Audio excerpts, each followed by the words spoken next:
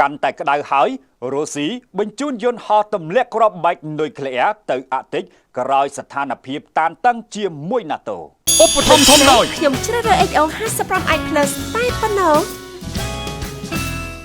ស្របពេលស្ថានភាពជាមួយ NATO កំពុងមានភាពតានតឹងខ្លាំងស្រាប់តែប្រទេសរុស្ស៊ីបានបញ្ជូនយន្តហោះទម្លាក់គ្រាប់បែកនុយក្លេអ៊ែរហោះលើដែនទឹកទៅតំបន់អាកតិចក្នុងអ្វីដែលខ្លួនអះអាងថាជាការហោះល្បាតតាមទម្លាប់តែប៉ុណ្ណោះ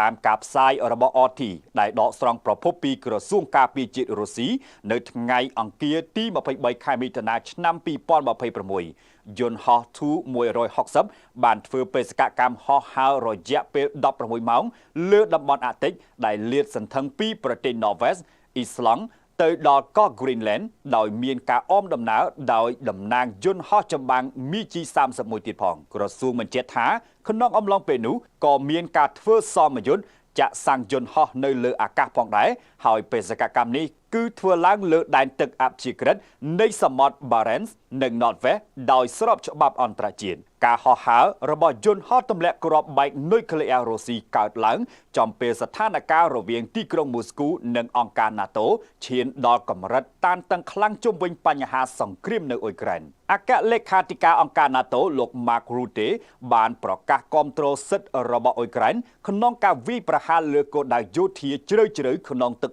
ដីរុស្ស៊ីដើម្បីការពារខ្លួនជាក់ស្ដែងទីក្រុងគៀវបានប្រើប្រាស់ដ្រូនរាប់រយគ្រឿងវាយប្រហារលើទីក្រុងមូស្គូនិងរោងចក្រចម្រាញ់ប្រេងជាបន្តបន្ទាប់ដែលធ្វើឲ្យប្រមុខវិមានក្រឹមឡាំង Vladimir Putin ក្តៅស្លឹកត្រចៀកមិនស្ទើរនោះទេលើពីនេះ NATO ក៏បានចាប់ផ្ដើមសមយុទ្ធផ្លូវអាកាសខ្នាតធំ Ramstein Flex 2026នៅក្បែរព្រំដែនរុស្ស៊ីផងដែរដែលទាញឲ្យមានប្រតិកម្មយ៉ាងខ្លាំងពីសំណាក់វិមានក្រឹមឡាំងនិងប្រកាសចាត់វិធានការឆ្លើយតបដើម្បីការពារសន្តិសុខជាតិលើពីនេះសមាជិក NATO បានព្រមព្រៀងគ្នាជំរុញកញ្ចប់ថវិកាការពារជាតិដែលមានគោលដៅឈានទៅដល់ 5% នៃផលិតផលក្នុងស្រុកសរុបនៅត្រឹមឆ្នាំ